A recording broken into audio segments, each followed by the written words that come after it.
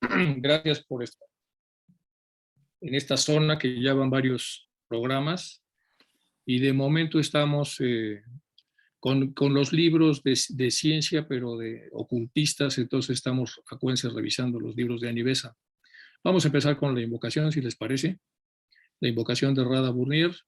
Hay una beatitud y un poder más allá de nosotros mismos, que viene en ayuda de aquellos que están preparados para recibirlo.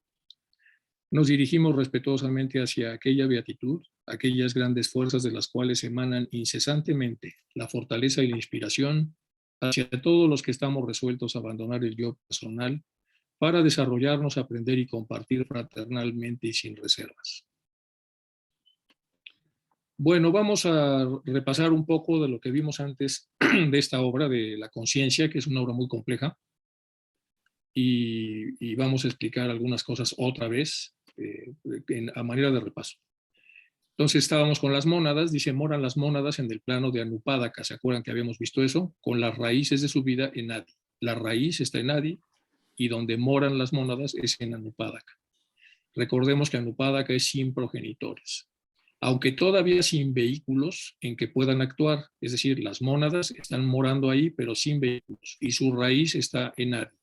Entonces repetimos, las raíces de las mónadas están en Adi, donde moran ellas es en Anupadaka y están esperando entonces sus vehículos de manifestación. Ahí permanecen las mónadas mientras el tercer logos comienza la externa obra de manifestación, plasmando el universo objetivo. Procede a infundir su vida en la materia, a formar materiales dispuestos para construir los vehículos necesarios a la evolución de las mónadas. Empieza entonces, vamos a leer otra vez porque es muy importante, allí permanecen las mónadas, en donde, en Anupadaka, mientras el tercer logos comienza la externa obra de manifestación y plasmará este tercer logos en el universo objetivo, procediendo a infundir su vida en la materia, es decir, haciendo que la materia vibre y a formar materiales que estén dispuestos para construir los vehículos necesarios para que pueda darse la evolución de las mónadas. Pero él, el uno, no quedará sumergido en su obra, pues por muy vasta que nos parezca, para él, el uno, es de poca monta. Después de llenar el universo entero con una partícula de su ser, mi ser, el ser uno, sigo existiendo en lo esencial y en lo manifestado. Esta maravillosa individualidad no se anonada y tan solo es una porción de ella basta para infundir la vida en el universo. Todo ya lo hemos visto en la clase de Isaac de los lunes, obviamente con el enfoque de la doctrina secreta, y este es Anivesa. Así el Logos permanece como superalma y Dios en esencia de su universo. Esto ya lo habíamos visto, estamos repasando. Preparación del campo, la formación del átomo. Ahora vamos con las partículas de materia. Entonces, en el tercer logos, una vez que empieza a formarse la materia de la que va a estar constituido todo, se forman entonces las unidades esenciales a través de las cuales se va a vivificar o se va a impresionar vida en cada una de estos trozos de materia de Prakriti. Entonces tenemos el tercer logos, que es la mente universal, comienza su actividad creadora, operando en la materia atraída de todos los puntos del infinito espacio para la construcción de nuestro sistema solar. Como el libro va más hacia la formación del sistema solar, aquí entonces ella ya se dirige hacia la formación de nuestro sistema solar. Esta materia existe en el espacio en modalidades que desconocemos, pero evidentemente está ya plasmada para las necesidades de varios sistemas. ¿Qué ha hecho la ciencia a este respecto? Bueno, pues hay un científico razonablemente famoso, se llama Oparin, y Oparin lo que hacía era rastrear meteoritos y trataba de ver la composición que había en ellos para sacar los elementos de la tabla periódica que vienen en los meteoritos, y se encontró en los meteoritos que había átomos, pero también había algunas moléculas, había aminoácidos. Y entonces, a raíz de eso, se especuló que la materia del universo era la misma materia en la que estaba hecha el sistema solar, en el sentido de que estos meteoritos tenían una procedencia extrasolar. Bueno, eso es lo que en un momento dado se dijo, pero pasamos otra vez a las fuentes teosóficas en este sentido. Nos enseñó HPV que los subplanos atómicos de nuestros planos constituyen el primer plano cósmico, o sea, el ínfimo. Si consideramos los átomos de este plano cósmico simbolizados por una nota musical, para hacer una alegoría, los átomos formados del tercer logo, los formados por el tercer logo, podrían simbolizarse por tonos menores de dicha nota. Lo que parece claro es que están estrechamente relacionados con sus correspondientes átomos de espacio, aunque no idénticos a ellos en su presente forma. Es decir, los átomos que van a ser tomados para formar el sistema solar van a ser átomos que son tomados del espacio y que van a ser idénticos, pero no en su presente forma. Pero los 7 tipos de materia de que se formarán nuestros átomos están ya en la materia traída del espacio para construir el sistema solar y finalmente revertirán de nuevo a ellos.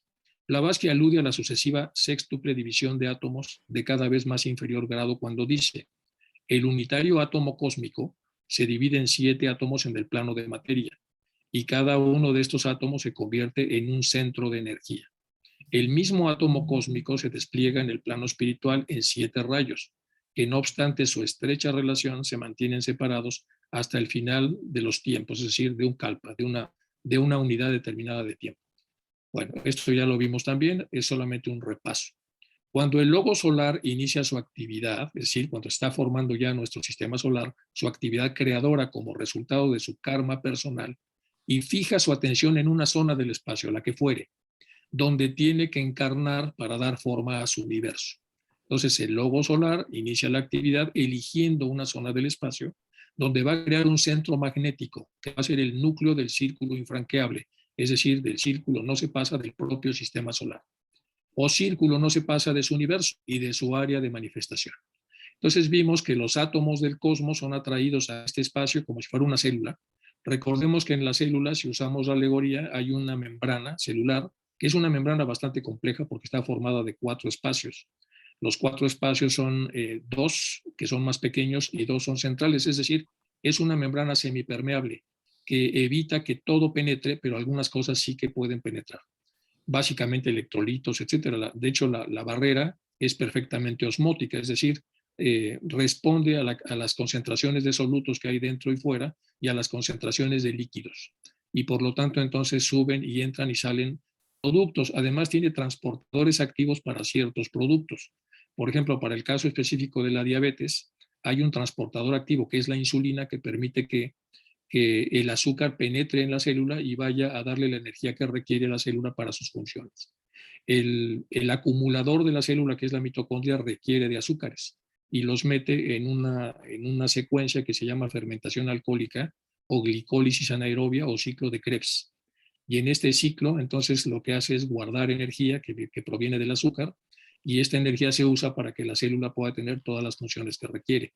Entonces, el sistema solar es parecido a una célula, es decir, tiene una línea no se pasa que no es totalmente impermeable, que tiene mediadores activos a través de los cuales habrá partículas que pueden penetrarlo y otras partículas que no pueden penetrarlo, y para formar lo que se va a formar en el interior va a requerir a los átomos que ya existen en el cosmos y que una vez entrando en el sistema van a ser prácticamente idénticos, pero con una peculiaridad del propio sistema.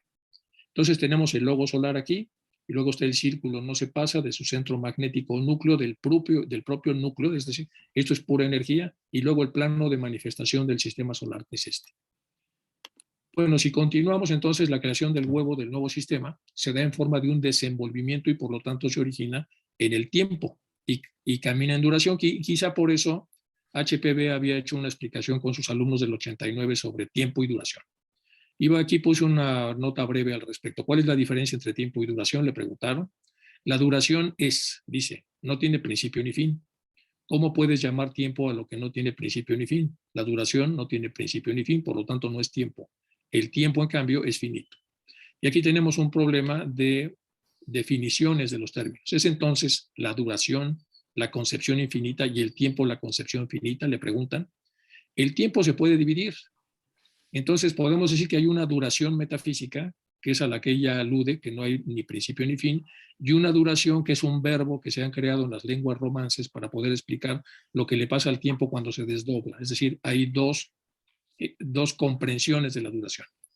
Bueno, la duración, al menos en nuestra filosofía, no puede. El tiempo es divisible en duraciones, si se puede llamar así. Parece que es otra definición de duración asociada al tiempo. Y como tú dices, uno es algo dentro del tiempo y el espacio, mientras que lo otro está fuera de ambos. La pregunta, la única forma en la que uno puede definir el tiempo es por el movimiento de la Tierra. La respuesta, pero también podemos definir el tiempo en nuestras concepciones. Duración más bien, no. Tiempo, porque en cuanto a la duración es imposible dividirla o establecer mojones en ella.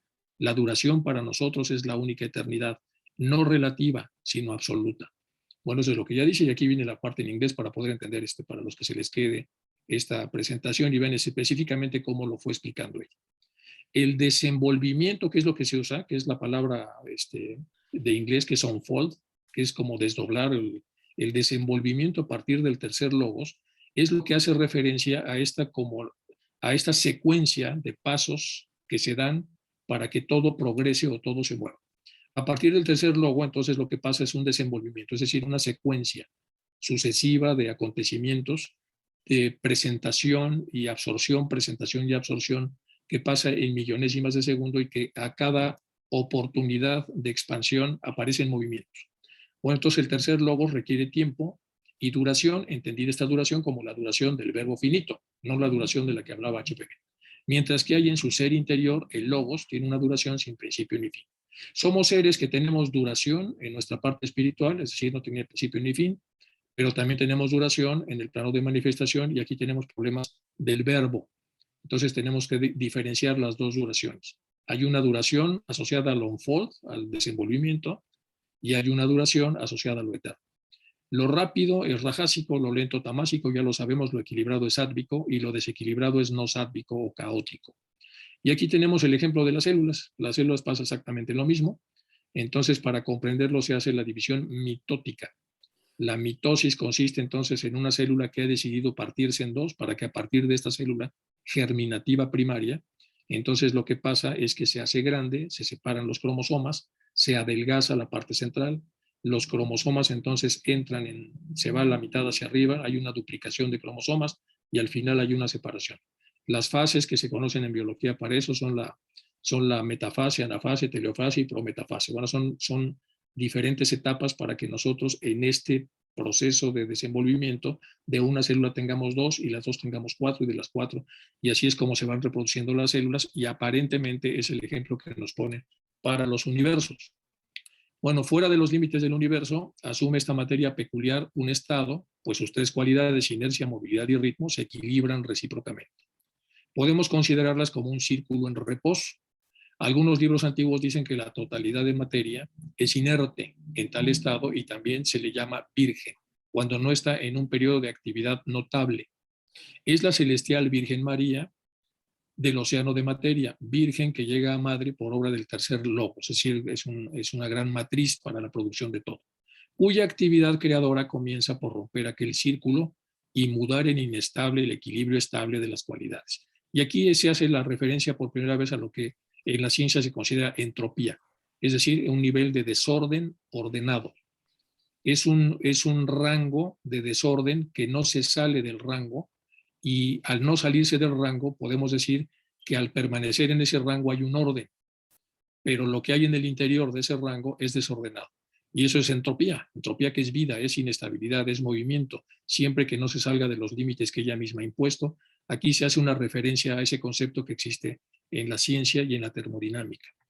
La vida es movimiento y la vida del logo solar, su aliento como poéticamente se le llama, al tocar esta aquiesciente materia, la transmuta en cualidades en condición de equilibrio inestable, otra vez hace referencia a esta inestabilidad de la que hablamos y por lo tanto de continuo movimiento recíproco. Y es en esa reciprocidad y en ese movimiento en donde se da la evolución o la involución.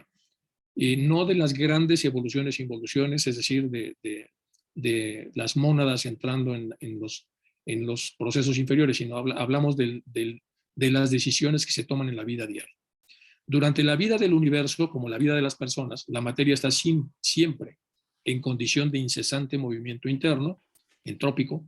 Sobre el particular, dice HPV, foja, te endurece y desaparece los 7 hermanos.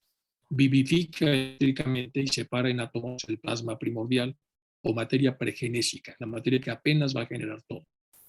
Y las etapas de formación del átomo, entonces vamos a ver que tiene 3 etapas de acuerdo a la enseñanza oculta. En la primera se fija el límite en el que vibrará la animante vida de logos. Esa es la primera etapa. Se va a ver cuál es el límite en el que va a vibrar, porque vamos a entender que va a haber diferentes rangos entrópicos, es decir, va a haber como diferentes etapas de vibración, como si fuera un piano. Después, la delimitación de la longitud de la onda vibratoria, una vez que se ha determinado, técnicamente se le llama la divina medida, que da a los átomos su plano de distintiva peculiaridad o particularidad. Esto también ya lo vimos y pusimos el ejemplo de lo que ya habíamos visto en otras clases que tenía que ver con los chakras en el libro de Led Vitter. Fuera de los límites del universo, asume esta materia peculiar estado, pues sus tres cualidades, inercia, movilidad y ritmo, se equilibran recíprocamente, es lo que ya vimos. Entonces aquí tenemos entonces lo que es la movilidad, la inercia y el ritmo. Y de este lado una pequeña explicación: vida es movimiento, y la vida del logos solar, su aliento como poéticamente se llama, al tocar esta aquiescente materia, la transmuta en cualidades, en condición de equilibrio inestable y por lo tanto de continuo movimiento recíproco. Y lo que dice es que cuando viene el tiempo de la movilidad, estos permanecen en reposo; cuando está el momento de la inercia, estos permanecen en reposo; y cuando viene el momento del ritmo, estos permanecen en reposo. Pero los tres están entonces en una aquiescente actividad. Esto ya lo vimos, que son la forma como se trataba de explicar lo que pasa en la segunda etapa del logos, con esta divina medida que ya vimos que es el tipo de vibración que va a tener cada segmento. Señala las líneas que determinan la configuración de cada átomo, los ejes fundamentales de desarrollo y la relación angular entre estos ejes del propio átomo, todo lo cual determinará la forma del átomo, la forma física, en paridad con el correspondiente átomo cósmico, cuya más cercana analogía en el plano de manifestación físico son los ejes de cristales del plano físico, que son estos. Son los ejes de cristales. En la tercera etapa se determina la forma de la superficie o pared del átomo, midiendo la vibración y la recíproca relación angular de los ejes, es decir, como esto. De desenvolvimiento, así en cada átomo tenemos la medida de su animante vida, el formato de vibración, sus ejes de desenvolvimiento, la forma como las órbitas van a ser cubiertas a través de las partículas que girarán a través de él, es decir, de los electrones, etc. El tercer logos crea 5 clases de dichos átomos, cuyas 5 distintas medidas entrañan 5 vibraciones diferentes, y cada clase constituye la base de materia de un plano determinado. Vamos a pasar a la que sigue. Aquí está ya el espíritu-materia. El calificativo espíritu-materia se comprenderá mejor si consideramos por un momento el método de la formación de los átomos en los planos sucesivos. La materia del espacio que circunda cada sistema es su raíz de materia. Hay una raíz de materia, el Mula Prakriti, como gráficamente le llaman los hinduistas.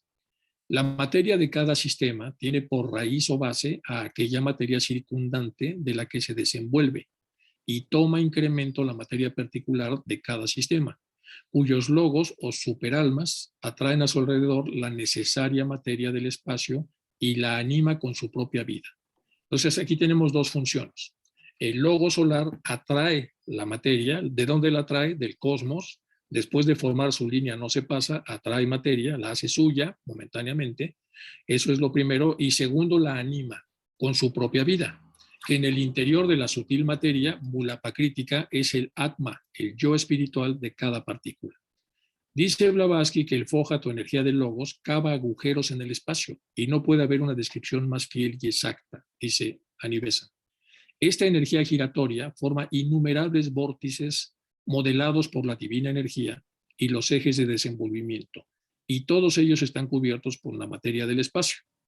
Así tenemos Atma envuelto en una cáscara de Mula Prakriti, es decir, de materia, del espíritu, de una corteza de materia, y cada uno de estos vórtices es un átomo del primero y supremo plano Adi. Algunos permanecen en su estado atómico y otros se congregan en moléculas, que agrupándose a su vez constituirán las más complejas combinaciones moleculares. Y este es un ejemplo de cómo se verían entonces estos puntos de acuerdo como lo está narrando aquí. Bueno, viene ahora la formación de los átomos del segundo plano. Ya vimos los átomos primarios, ahora vamos a ver los secundarios. Luego de fijados en su medida, es decir, ya vimos que tienen su divina medida, el plano de vibracional que requieren, y de sus ejes de desenvolvimiento, que ya vimos que parecen a los ejes de cristales en el plano físico, por el tercer logos, según queda descrito, que ya se habló, algunos átomos del Adi o primer plano atraen a su alrededor una envoltura formada por las combinaciones de su ínfimo subplano. De modo que el espíritu con su primaria envoltura de materia cósmica o mula prakrítica, es decir, el átomo del primer plano, el ádico, constituye el átomo del segundo plano, que anima a la nueva envoltura, formada por el íntimo grado de sus propias combinaciones. Estas envolturas se convierten entonces en procreadoras, se convierten entonces en fecundadoras. Estas envolturas así animadas son los átomos de la Anupádaka, el segundo plano, cuyas cada vez más complejas combinaciones formarán los otros 6 subplanos. Aquí tenemos entonces el logo solar, que es pura energía. Aquí tenemos el primer círculo que divide a este logo solar del plano de manifestación.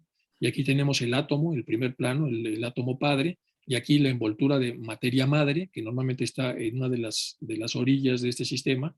Los átomos del cosmos, que ya vimos que han entrado del cosmos externo. Y al entrar una pequeña parte de ellos adquiere la individualidad del propio sistema solar, con lo cual hay una muy mínima diferencia con los átomos que provienen del cosmos y que no fueron tomados para la creación de este sistema solar. Este es el plano de manifestación del sistema solar naciente. Este es el átomo del segundo plano, que es el hijo más denso, que tiene la relación del átomo central con su primera envoltura. Y después tenemos el círculo no se pasa, que es el centro magnético del núcleo, en donde se ha creado el primer no se pasa, que es este, y el segundo no se pasa, que es este que tiene que ver ya con la materia prakrítica. Más o menos, este es el esquema que trata de explicar lo que aquí nos está contando Ani-Besant.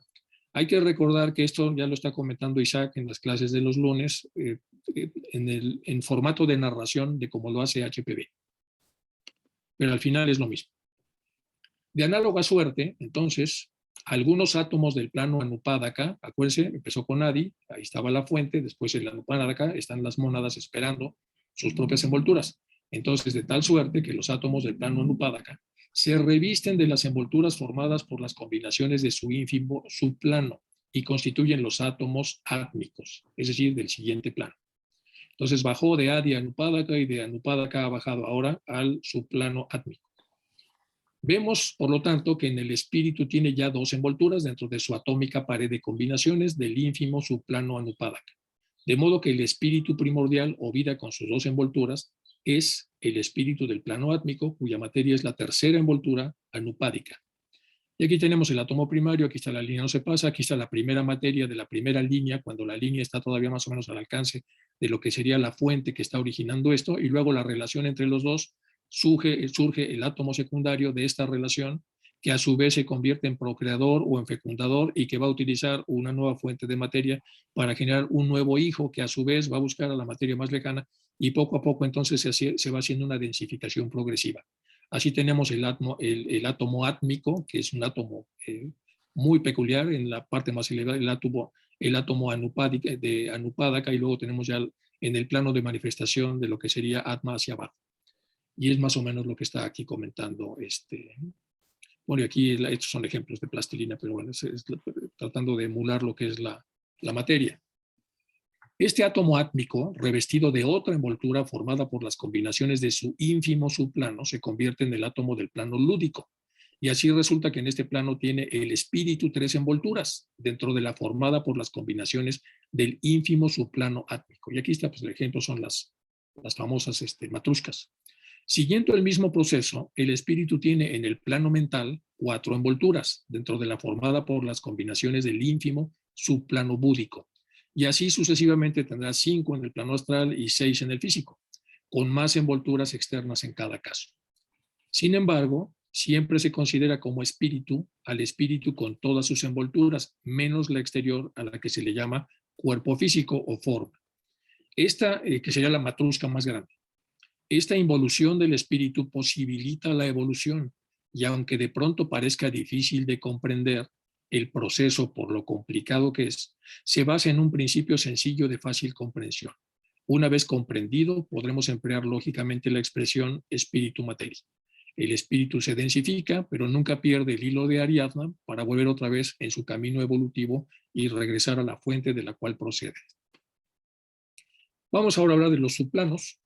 Ahora bien, ya estamos en el plano físico.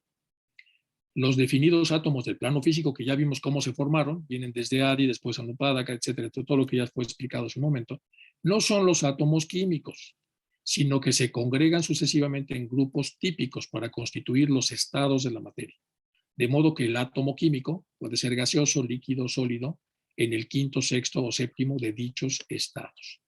Y esto lo trabaja muy bien Fridtjof Capra cuando está hablando entonces a sus alumnos y les explica entonces las diferentes formas de densificación, y explica él que hay materia más densa y menos densa, y luego señala una mesa y dice, esta es una concentración atómica que se presenta o manifiesta en el mundo de la manifestación como sólido, dice, y luego toma una Coca-Cola o lo que fuera, dice, esto es una forma más dispersa de átomos, los átomos están menos concentrados y producen en el estado de manifestación una apariencia líquida, y luego tenemos el gas, en donde ni siquiera podemos percatarnos visualmente de su existencia, aunque sí a través del olfato, y sigue siendo otra vez una unidad de materia en donde la dispersión atómica es suficientemente grande y su comportamiento en el plano físico es como de gas.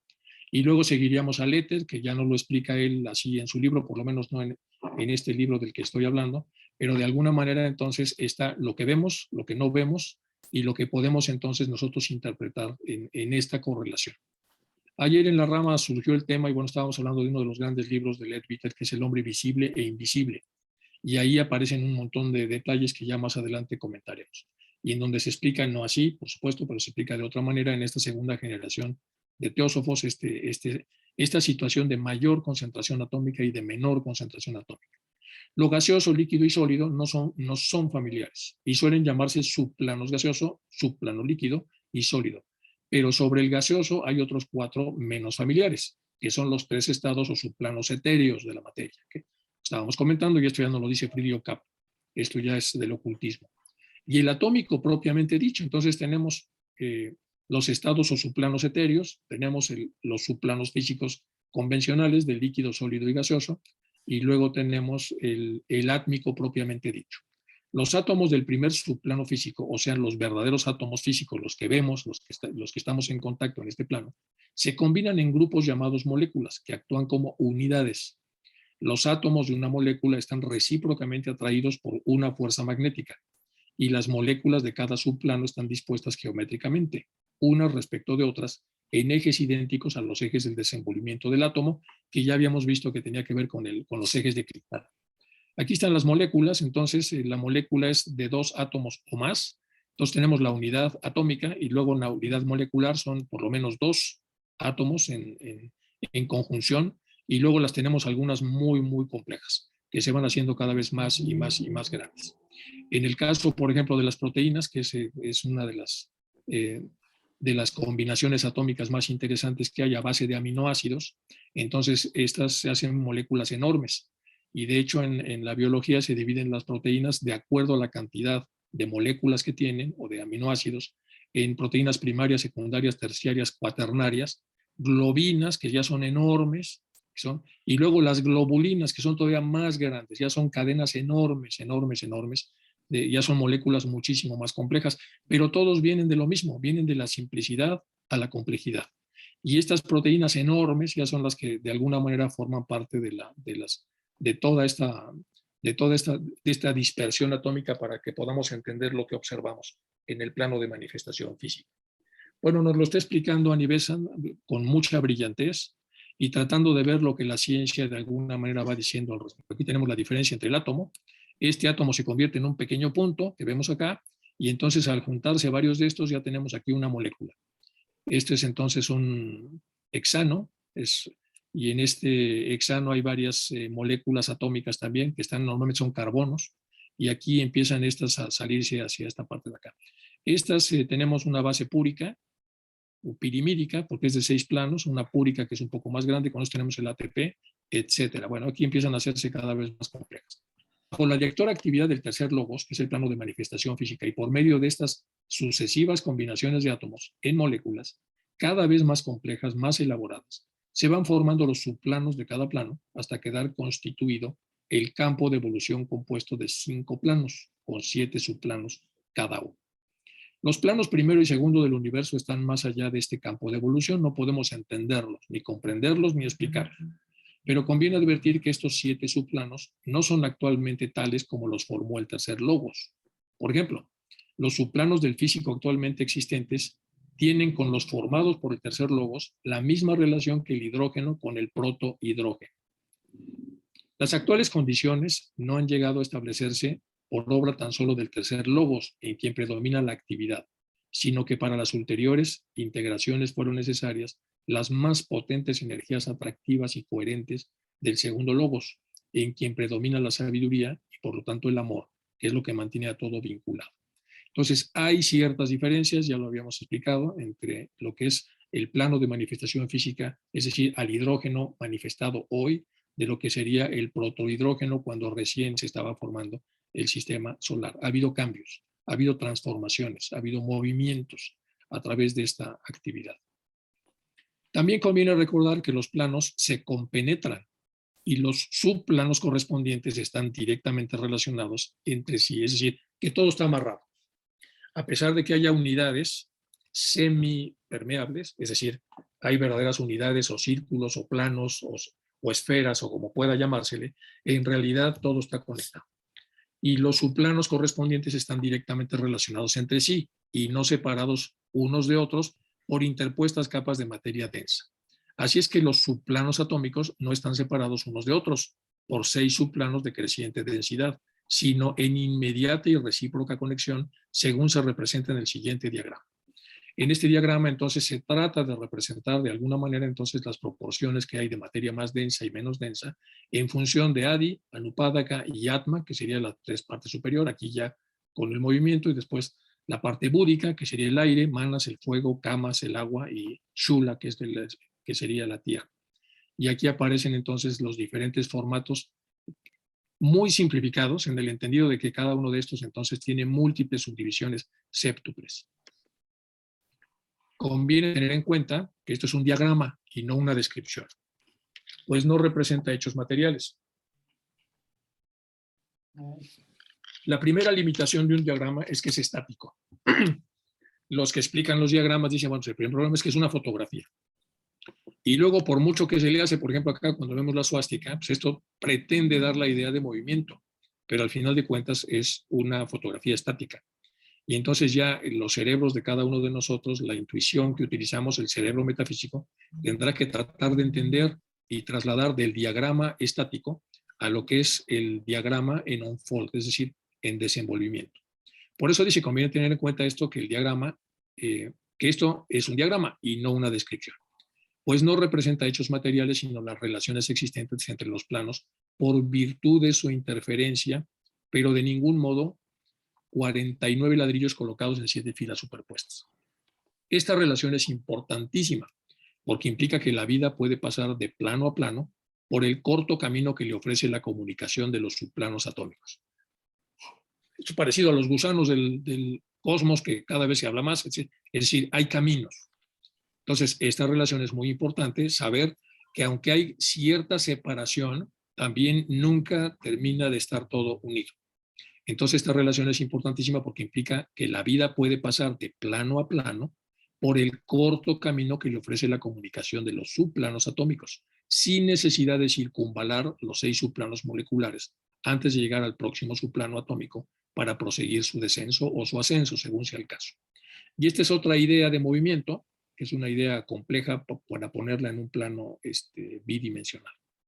Los griegos ya en los frisos, ¿se acuerdan ustedes que están ahí en el Museo Británico? Trataron de hacer durante alguna época de su esplendor arquitectónico unos frisos en donde aparecen las figuras que aparecen ahí, aparecen movidas, es decir, parte de la figura está en un plano de movimiento y las otras en el plano precedente o en el plano consecuente, de manera que cuando uno las mira un poco desafocadamente parece que si bailaran o se movieran, gracias a un efecto perceptual, a un efecto de visión.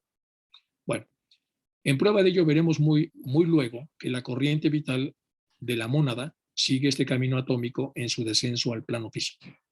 Si consideramos ahora un átomo físico como un todo unitario, veremos en él un vórtice en el que la vida del tercer logos gira con inconcebible rapidez, que se puede decir que medio existe y no existe en el plano de manifestación, muy parecido a lo que sería el quiasma óptico, es decir, es donde se mete toda la retina a través del nervio óptico y esa zona no ve. El resto de la retina sí, pero esa zona no.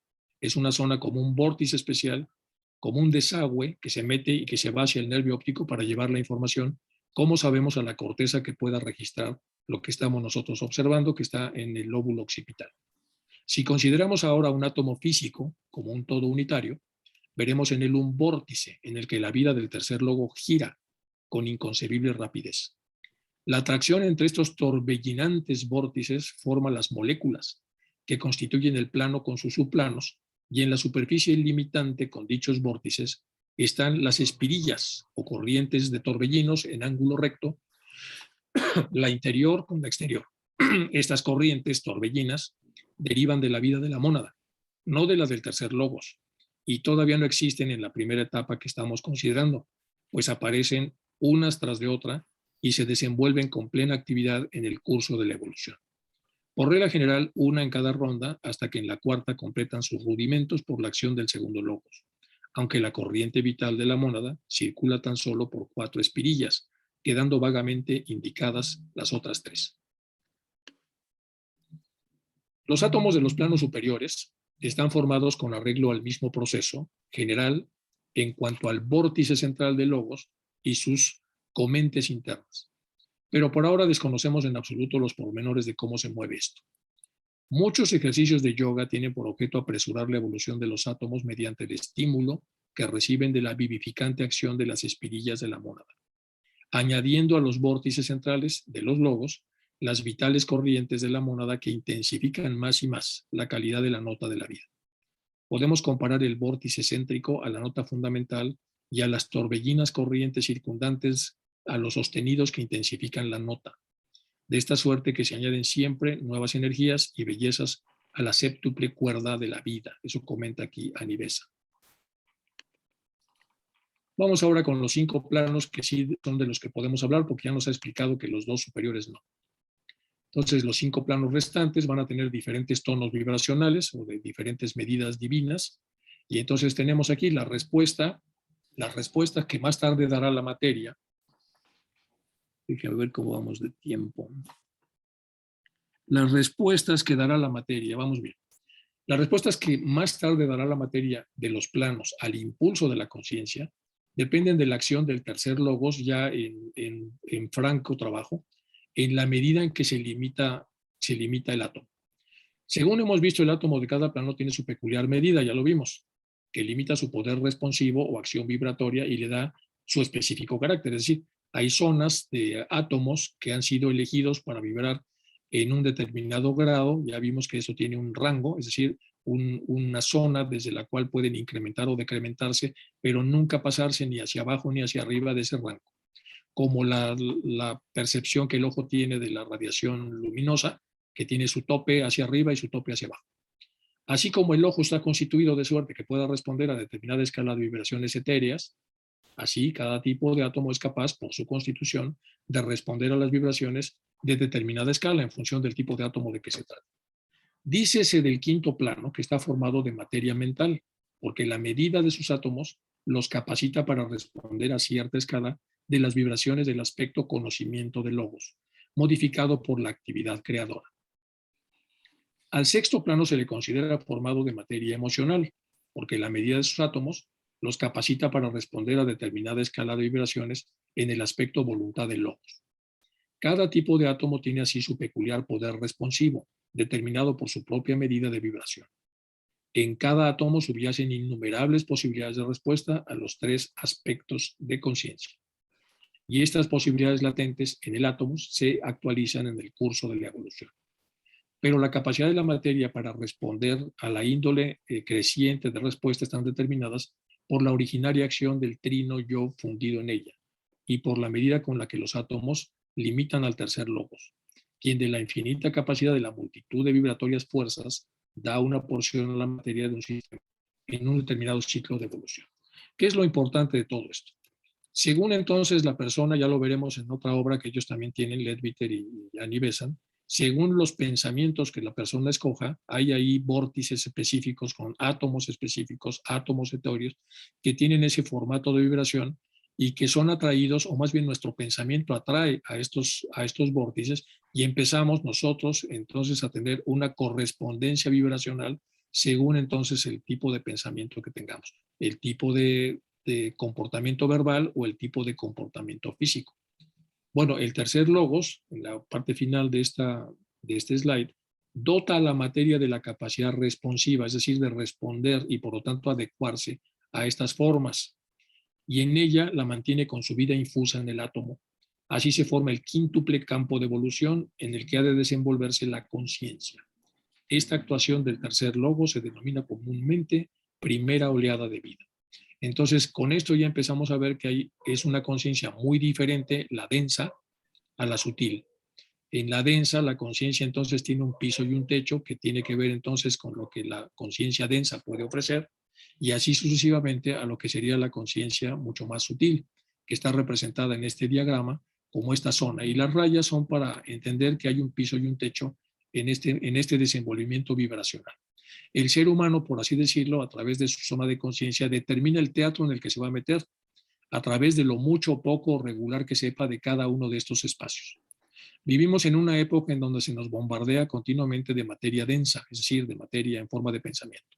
Y es nuestra obligación como teósofos ofrecer al auditorio la posibilidad de que hay otras formas de entender la realidad con otros tonos vibracionales para que la gente tenga entonces en su escaparate varias posibilidades. Que no sea la ignorancia de la existencia de estos estados la que determine que sobre todo los jóvenes únicamente vivan en estos estados que tienen que ver con los estados vibracionales más densos. Entonces, nuestra labor de alguna manera es mostrar este esquema para que la gente elija y sepa que existen zonas de vibración muy altas a las cuales podemos tener acceso a través de la disciplina y el control de la propia conciencia cuando se dirige a sí misma. Bueno, vamos ahora con la conciencia, seguimos con los temas, como verán, tiene su complejidad el asunto. Significados de la palabra. Digamos ahora que entendemos por conciencia. Vamos a ver qué entendemos por eso. Y veamos si el concepto de esta palabra puede tener el tan suspirado puente entre la conciencia y la materia, cuya construcción desespera al pensamiento moderno y salvar el abismo señalado entre ambas. Y aquí vamos a ver varias cosas más filosóficas, entra aquí en una zona más filosófica. Comencemos por una definición de términos. Conciencia y vida son idénticas. Lo primero que hace aquí Aníbal es decir, conciencia y vida son idénticas. Son dos nombres distintos de una misma cosa, según se mire interior o exteriormente. No hay vida sin conciencia, no hay conciencia sin vida.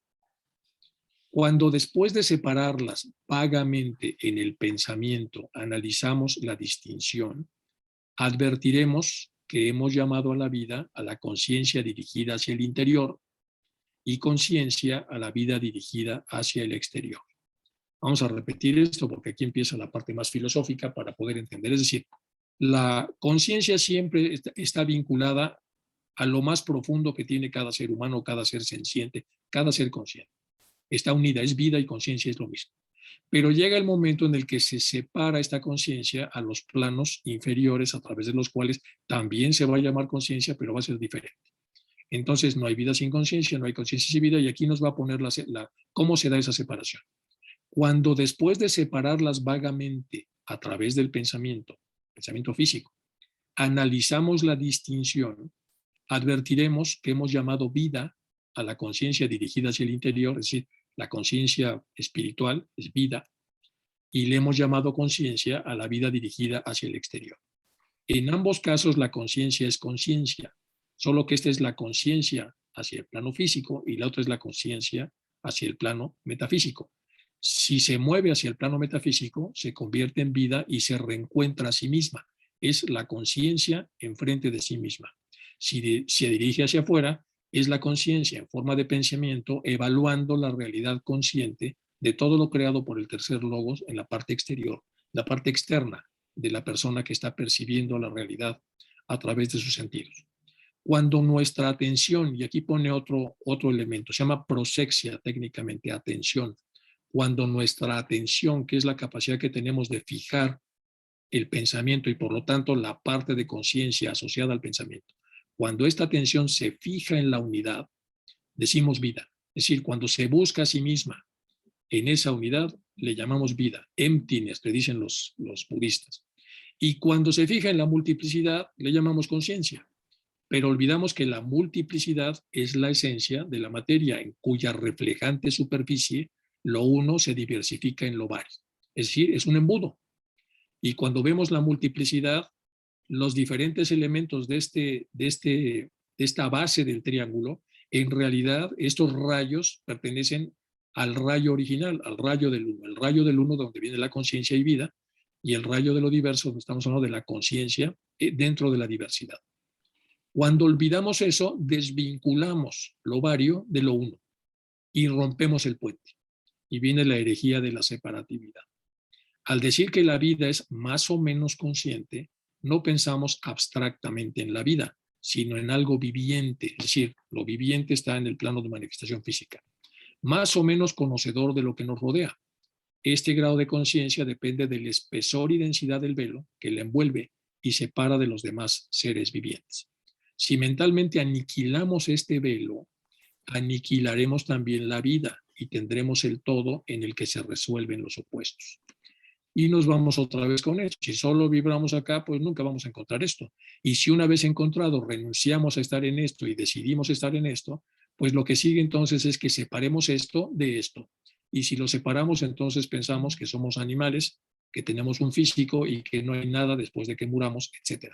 Entonces aquí ella está trabajando la parte filosófica de su obra para tratar de entender la complejidad de describir a la conciencia viéndose a sí misma. Bueno.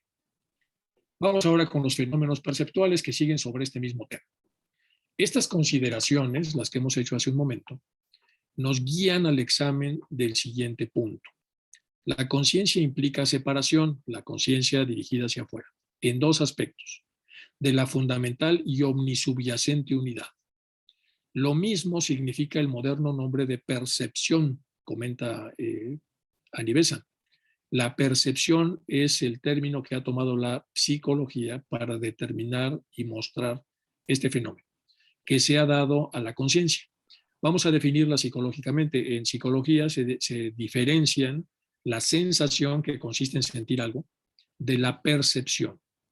¿Y cuál es la diferencia? Bueno, muchas veces cuando una persona está dando una charla y hay platos porque es un desayuno, cuando sus ojos le indican, por efecto de la perspectiva, que los platos que está viendo están deformados y parecen ovoides, ovoideos, en realidad el cerebro corrige esa imagen y sabe que los platos no son así, son redondos, pero por un efecto perceptual, por un efecto, se ven de esa manera. Es decir, la percepción entonces al final es fundamental porque permite al cerebro reconducir las cosas, corregirlas cuando no son correctamente sentidas y de esa manera darles un sentido. Entonces, vamos a ver lo que está diciendo aquí Annie Besant en relación a estos temas. Hay que recordar que la psicología estaba en pañales también en la época de Annie Besant, recién había nacido y se había separado de la filosofía. Estas consideraciones, vamos a repetir, nos guían al examen del siguiente punto.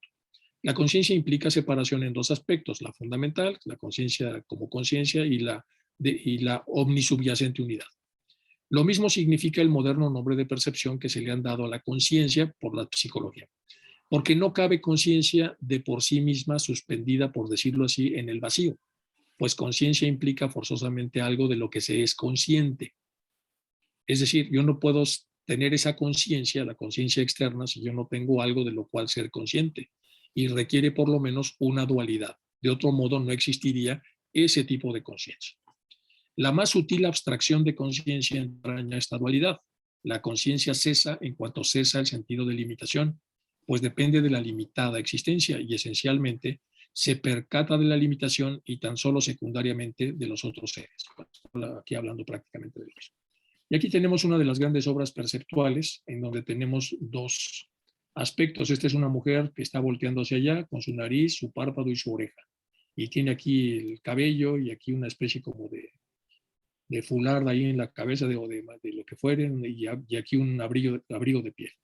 Pero si nosotros vemos esto como nariz, pues es una señora ya mayor, este es su ojo y este es su boca y lo mismo. Hay cosas que son lo mismo, como el caso de la estola esta que tiene aquí, el caso del pelo, que para ambas mujeres es lo mismo. Y la diferencia está entonces en lo que la percepción ha decidido ver. La mujer joven volteando para allá o la mujer mayor viendo hacia abajo. Estos son los fenómenos perceptuales en donde el cerebro va a determinar, va a elegir qué es lo que quiere percibir. Si suponemos que la mujer hermosa tiene que ver con la dirección de la conciencia hacia sí misma, hacia el fondo, y la otra tiene que ver con la conciencia dirigida hacia lo diverso, entonces parte del reto es que esto se pueda voltear hacia allá. Pero para voltearlo, entonces tendremos que movernos de aquí, que es donde está la mujer mayor, a acá, que es donde está la mujer que está mirando en otro sentido. Bueno, vamos a ver qué más nos dice aquí Annie Besant a este respecto. La percepción de los demás seres se inicia en el ser, con lo que llamamos conciencia individual. Esta abstracta dualidad de conciencia, limitación, espíritu, materia, vida, forma, son términos inseparables que aparecen y desaparecen simultáneamente. El problema de llamarle percepción a esto es que todo lo que nosotros tratemos de entender de la percepción va a tener que venir necesariamente envuelto en esta caja que ya hemos creado. Entonces, cuando creamos una caja que se llama percepción, pues todo lo que pueda entrar en la caja entrará y lo que no entre no entrará y algunas cosas entrarán forzadas y empezamos a tener una limitación de la comprensión, simplemente por haber puesto un vehículo para poder entender estas cosas. Por eso aquí ya se sigue con la percepción que ha sido creada por la psicología y dice la percepción de los demás seres, lo que percibimos de ellos, se inicia con el ser, con lo que llamamos conciencia individual. Ya que estamos hablando de percepción, hay una percepción de la conciencia individual. Esta abstracta dualidad de conciencia-limitación, espíritu-materia, vida-forma, son términos inseparables que aparecen y desaparecen simultáneamente.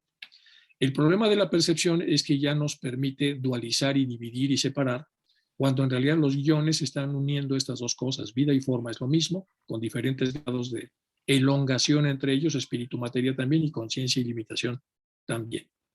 Entonces, existen tan solo en relación recíproca y se resuelven en la necesariamente inmanifestada síntesis suprema de la unidad. Es decir, están pegadas, lo único que tienen entonces son formas de manifestación o de expresión diferentes que ya habíamos visto en esta zona de acá, donde habíamos visto que en un momento determinado le toca al determinado tipo de conciencia estar activa y después los tipos de conciencia pierden el protagonismo para las otras dos siempre están presentes, aunque no necesariamente estuviesen en actividad. Bueno, cuando se muestra atención, se fija la unidad, decimos vida, cuando es la multiplicidad, ya lo habíamos visto, y estamos acá. Entonces, la percepción de los demás está esta abstracta dualidad de conciencia, limitación, etc. Bueno, existen tan solo en relación recíproca y se resuelven en la necesariamente inmanifestada síntesis suprema de la unidad. Como es arriba, es abajo. De nuevo, hemos de pedir auxilio a lo de abajo y considerar a la conciencia tal como aparece observada bajo el aspecto de la forma, donde está el cerebro físico. Según la vemos en un mundo de seres conscientes, la electricidad se manifiesta tan solo como positiva o negativa, pues desaparece cuando ambas modalidades se neutralizan.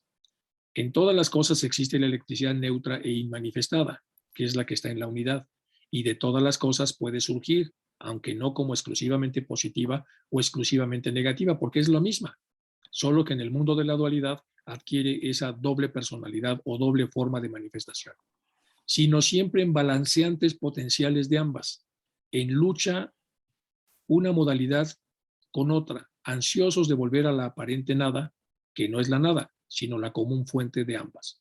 Aquí está explicando entonces cómo todo de alguna manera está unido. Bueno, pero si esto es así, ¿en dónde está el abismo? Lo que ha separado a lo uno de lo múltiple. ¿Y qué necesidad hay de un puente para regresar a esto?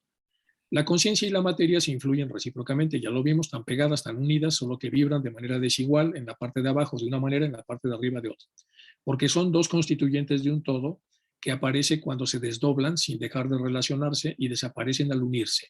En el momento de unidad, entonces prácticamente desaparece y en el momento de desdoblarse aparece. No existe la conciencia unitaria, pues toda la conciencia requiere la íntima dualidad a semejanza de un imán, cuyos dos polos se mantienen constantemente en relación recíproca.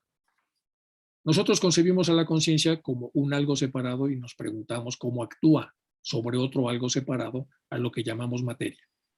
Vamos a repetir, nosotros concebimos a la conciencia como un algo separado. Para poder verla la separamos, para observarla, y nos preguntamos cómo actúa sobre otro algo separado a lo que llamamos materia. Hay un poder perceptual, también en la teoría de la percepción, que se llama poder eidético, y que los niños lo traen cuando son muy pequeños. Y es la capacidad de ver el todo y verlo unido e integrado. Entonces hay muchos experimentos a ese respecto. Conforme el niño va creciendo, pierde la capacidad eidética y empieza a tener una percepción selectiva. Es decir, se le presentan 100 cosas en un lienzo y el niño ahora ve los zapatitos, las correas, el sombrerito y apagamos la luz y nada más vio 3 o 4 cosas como un adulto. Pero el niño pequeño ve así de manera eidética, ve todo ligado, unido, tiene una visión eidética, una visión global, completa, sin divisiones y sin separaciones. Entonces nosotros concebimos a la conciencia como un algo separado y nos preguntamos cómo actúa sobre otro algo separado que llamamos materia. Bueno, pues en los adultos con esta separatividad. Pero no hay tal separación, es eidético, sino lo que hay es un desdoblamiento de 2 aspectos inseparables. Se desdoblan 2 cosas como si estuvieran separadas sin estarlo. Entonces, inseparables de aquello que sin ambos es inmanifestado ni puede manifestarse exclusivamente en uno o en otro aspecto, sino que se equilibra en ambos. No hay anverso ni reverso, ni arriba ni abajo, ni fuera ni adentro, ni espíritu sin materia. Se influyen recíprocamente porque son inseparables, partes de una unidad que se manifiestan como dualidad en el espacio y en el tiempo. El abismo aparece cuando pensamos en espíritu absolutamente inmaterial y en el cuerpo absolutamente material. Y aquí le vamos a dejar, vamos a continuar con este libro maravilloso, excelente, y lo vamos a estar acompañando de algunas cosas de física y algunas cosas de psicología, dado que la conciencia también tiene mucho que ver con la parte de psicología y neurociencias. Bueno, voy a dejar de compartir y podemos pasar a hacer algunas preguntas y luego hacemos un pequeño descanso para luego volver con las cartas de los Mahatmas. Si me hacen favor entonces de dejar de grabar y si alguien tiene algún comentario, observación, duda o lo que fuere,